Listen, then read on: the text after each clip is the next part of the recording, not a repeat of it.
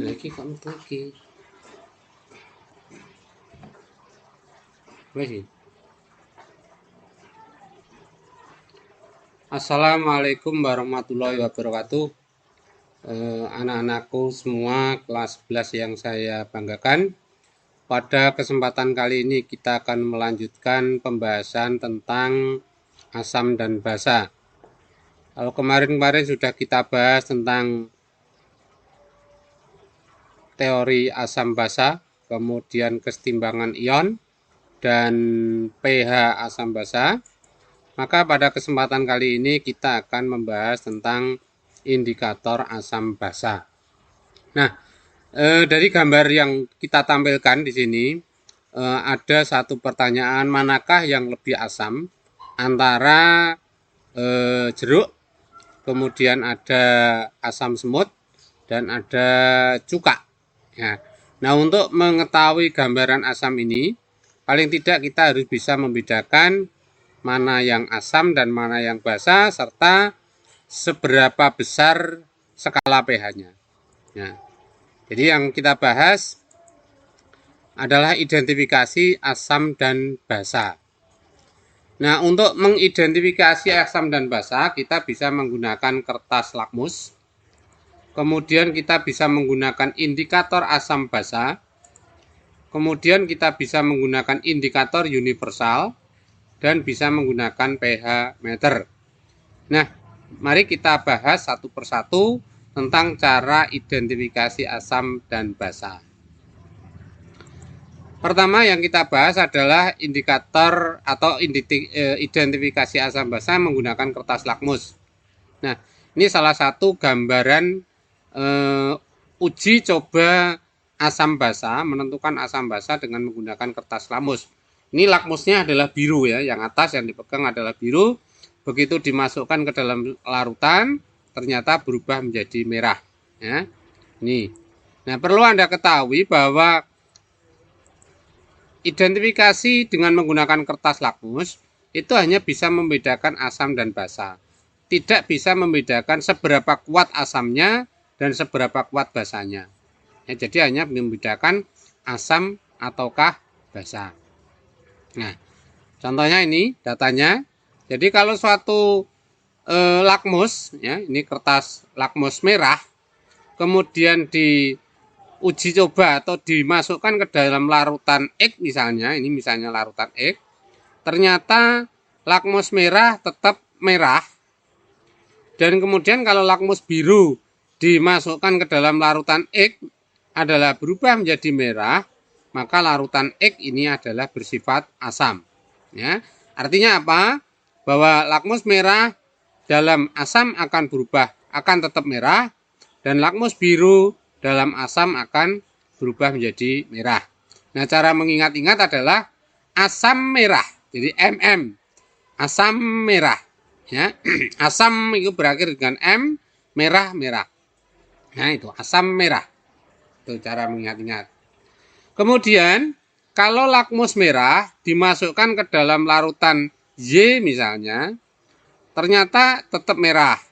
Kemudian lakmus biru dimasukkan ke dalam larutan Y, tetap biru. Nah, ini berarti larutan Y bersifat netral. Ya, jadi saya ulangi, lakmus merah tetap merah, lakmus biru tetap biru, berarti larutannya bersifat netral. Kemudian yang ketiga, jika lakmus merah dimasukkan atau digunakan untuk menguji larutan Z misalnya, ternyata lakmus merah berubah menjadi biru. Kemudian lakmus biru dipakai untuk menguji larutan Z, ternyata tetap biru. Berarti kalau begitu larutan Z ini adalah bersifat basa. Ya, saya ulangi, lakmus merah berubah menjadi biru, lakmus biru tetap biru, maka larutannya bersifat basa. Nah, cara mengingat-ingat bagaimana? Basa biru. Ya, BB, basa biru, asam merah. Ya, artinya apa? Asam pada lakmus merah tetap merah. Ya, maaf, asam dalam lakmus merah tetap merah, dalam basa berubah menjadi merah. Kemudian basa dalam lakmus merah menjadi biru dan basa dalam lakmus biru adalah tetap biru. Jadi asam merah, merah, basa biru. Cara mengingat-ingat, jangan sampai terbolak-balik. Oke, lanjut. Identifikasi dengan indikator asam dan basa. Ya. Indikator asam basa itu suatu zat yang mempunyai warna tertentu pada pH tertentu. Jadi kalau warnanya bisa berubah-ubah tergantung pada pH-nya. Itu yang dimaksud dengan indikator asam basa. Nah, indikator asam basa itu ada yang sifatnya alami dan ada yang sifatnya buatan atau sintetis. Ya. Kita tunjukkan bagaimana indikator asam basa yang alami. Beberapa indikator asam basa untuk yang alami, contohnya adalah ekstrak bunga sepatu. Ekstrak bunga sepatu itu dalam suasana asam warnanya merah, dalam suasana netral adalah ungu, tapi dalam suasana basa dia akan menjadi hijau. Itu kalau menggunakan indikator ekstrak bunga sepatu. Kemudian kulit manggis itu juga bisa digunakan sebagai indikator. Ekstrak kulit manggis dalam asam akan berwarna coklat kemerahan, kemudian dalam suasana netral adalah ungu, dan dalam suasana basa adalah biru kehitaman. Ya, jadi kalau dalam asam coklat kemerahan, dalam basa biru kehitaman. Itu kalau kita menggunakan ekstrak kulit manggis. Kemudian yang ketiga, ekstrak kol merah. Ya, dalam asam adalah merah muda, dalam netral adalah ungu, dan dalam basa adalah hijau. Kol merah ini jarang kita jumpai, mungkin yang ada hanya di supermarket ya. Tapi kalau bunga sepatu, kulit manggis ini, dan yang keempat kunyit ini cukup banyak kita jumpai dalam kehidupan sehari-hari. Ekstrak kunyit dalam asam adalah kuning tua, dalam netral adalah kuning terang, dan dalam basa berwarna jingga. Nah, ini anak-anakku semuanya bisa mencoba di rumah dengan cara kalau ada bunga sepatu kita lumatkan saja, kemudian kita tambah air sedikit, kemudian kita aduk begitu. Asamnya bisa kita menggunakan cuka atau menggunakan perasan jeruk nipis, itu kita bisa gunakan asamnya. Kemudian basanya bisa menggunakan air sabun ya. Netral bisa menggunakan air biasa ya. Demikian juga untuk ekstrak kunyit. Kunyit kita tumbuk, kemudian kita beri air sedikit, kemudian airnya kita tambahkan cuka, kemudian ekstrak kunyitnya kita tambahkan basa, nanti akan menghasilkan warna yang berbeda. Itulah contoh-contoh indikator alami yang ada di sekitar kita. Kemudian untuk indikator sintetis atau buatan, ada metil jingga atau metil orin, sama disingkat MO. Perubahan warnanya adalah merah sampai kuning, trayek pH-nya 3,1 sampai 4,4. Metil merah MM atau metil red sama saja, MR, MM dan NR sama. Merah sampai kuning, trayeknya adalah 4,4 sampai 6,2. Bromtimol biru atau bromtimol blue atau biasa disingkat dengan BTB, perubahan warnanya adalah kuning sampai biru, trayeknya 6 sampai 7,6. Kemudian phenolphthalein atau PP disingkat, perubahan warnanya tidak berwarna sampai merah ungu dan trayek pH-nya 8,3 sampai 10. Oke. Contoh soal. Larutan HX diuji coba dengan menggunakan 3 indikator sebagai berikut. Ini indikator perubahan warna, trayek pH, hasil pengamatan. Kemudian kesimpulannya apa? Kalau larutan HX itu diuji dengan metil merah, di mana metil merah perubahan warnanya adalah merah sampai kuning, trayeknya adalah 4,4 sampai 6,2, ternyata menghasilkan warna kuning. Jadi larutan HX itu kalau ditetesi dengan metil merah ternyata warnanya kuning. Nah, ini bisa diambil satu kesimpulan, kalau warnanya kuning berarti pH-nya lebih dari 6,2. Warnanya kuning, merah sampai kuning 4,4 sampai 6,2. Berarti 4,4 itu merah, kuning adalah 6,2. Berarti pH-nya lebih besar atau sama dengan 6,2. Itu untuk indikator metil merah. Kemudian kalau menggunakan indikator phenolphthalein atau PP, yang mana perubahan warnanya adalah tidak berwarna sampai merah ungu, trayek pH-nya 8,3 sampai 10, ternyata larutan HX kalau ditetesi larutan indikator penol petalin ternyata tidak berwarna. Nah, kalau tidak berwarna berarti ada di kiri. Berarti kalau begitu pH-nya kurang dari 8,3 ya. Jadi pH-nya kurang dari 8,3. Kemudian kalau menggunakan indikator bromtimol blue yang perubahan warnanya adalah kuning sampai biru, trayeknya 6,0 sampai 7,6, ternyata hijau. Hijau itu bukan kuning, bukan biru. Berarti warna hijau itu antara kuning sampai biru. Berarti kuning, biru, kuning, hijau, biru. Berarti kalau begitu antara 6 sampai 7,6. Itu kesimpulan sementaranya ya. Jadi pH-nya antara 6 sampai 7,6. Karena apa? Warnanya hijau. Nah, dari ketiga kesimpulan ini, larutan HX pH-nya lebih dari 6,2, kurang dari 8,3, tetapi antara 6 sampai 7,6. Nah, kalau begitu pH larutan X berapa? Nah, ini kita jawab dengan kita bantu dengan menggunakan grafik ya, menggunakan gambaran yang mudah kita pahami. Jadi skala pH adalah 1 sampai 14. 7 ini adalah netralnya. Tadi untuk metil merah pH-nya lebih dari 6,2. Ini lihat. Ini 6. Maka 6,2 berarti yang garis warna hijau. Ini garis warna hijau ini 6,2 ya. 6,2. Karena lebih dari 6,2 maka saya tarik ke kanan. Ya, saya tarik ke kanan. Kemudian menggunakan penol petalin pH-nya kurang dari 8,3.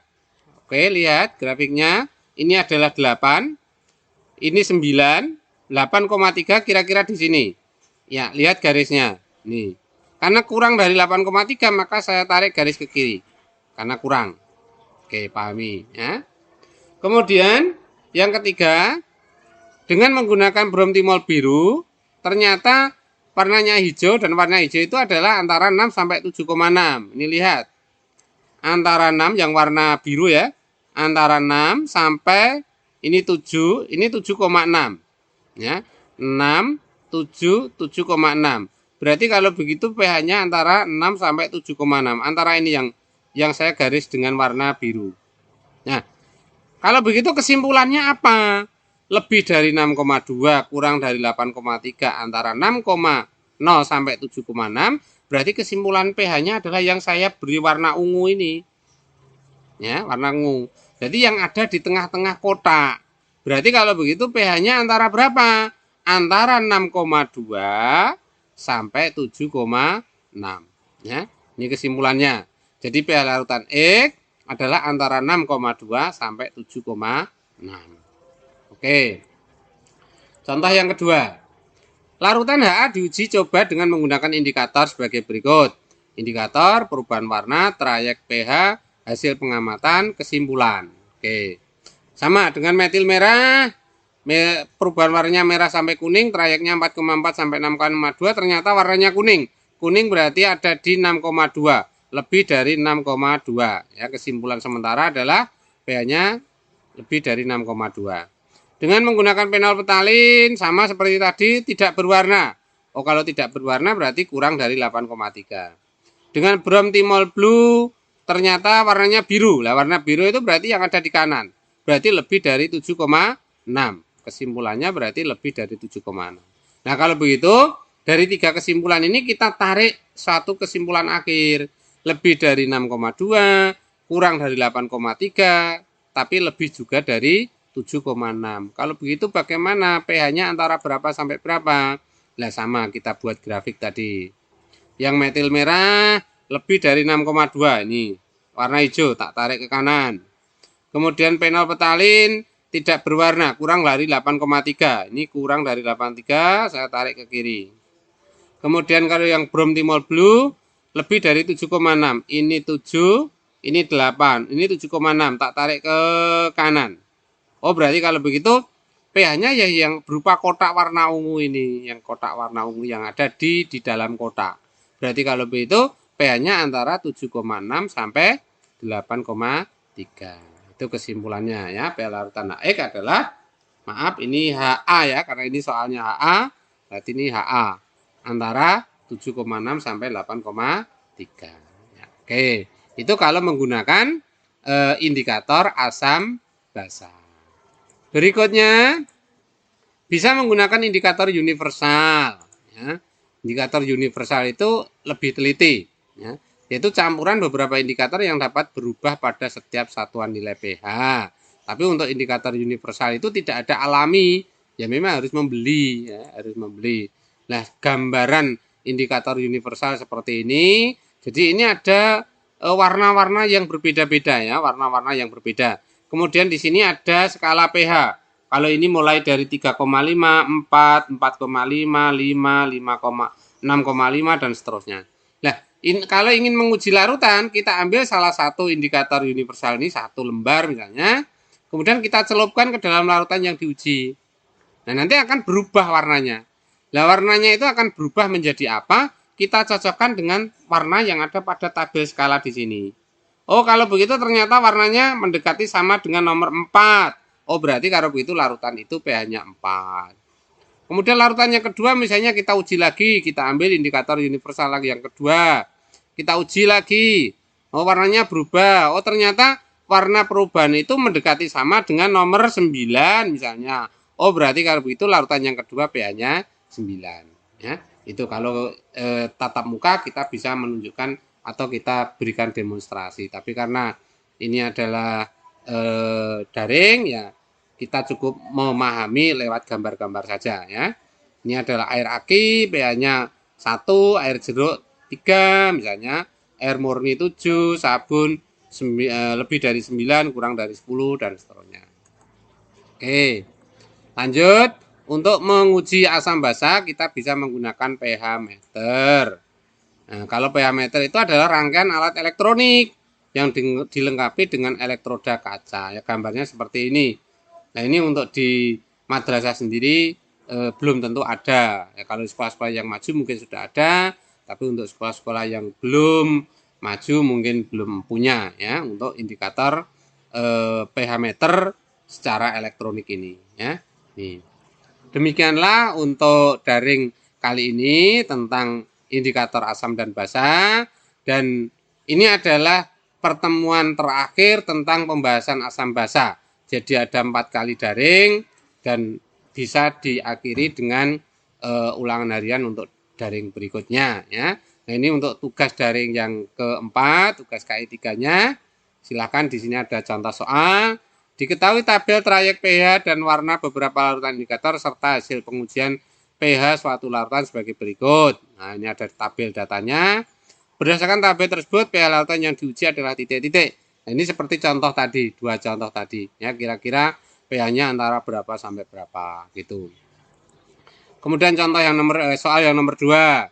Seorang siswa akan menentukan pH larutan dengan beberapa larutan indikator berikut. Ini ada metil merah, ada phenolphthalein, ada brom timol blue.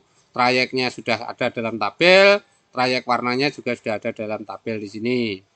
Bila larutan yang diuji ternyata mempunyai pH antara 7,6 sampai 8,3, maka perubahan warna yang tepat pada masing-masing larutan indikator yang digunakan adalah titik-titik. Jadi perubahan warnanya pada metil merah, maka pengamatannya kira-kira apa?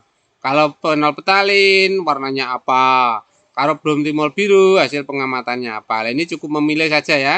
A, B, C, D, E. Tapi jangan dipilih optionnya, ya.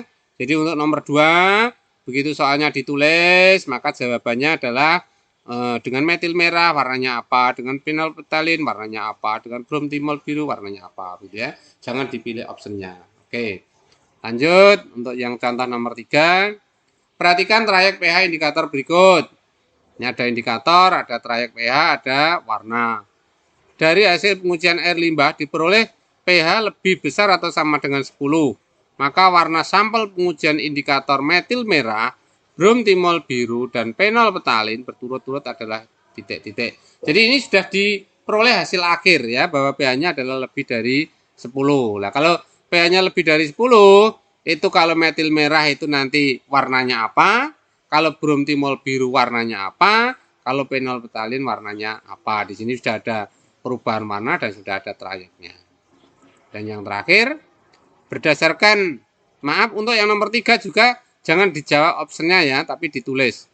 Ya, ditulis merah kuning tak berwarna atau kuning biru merah ya. Jangan ditulis optionnya.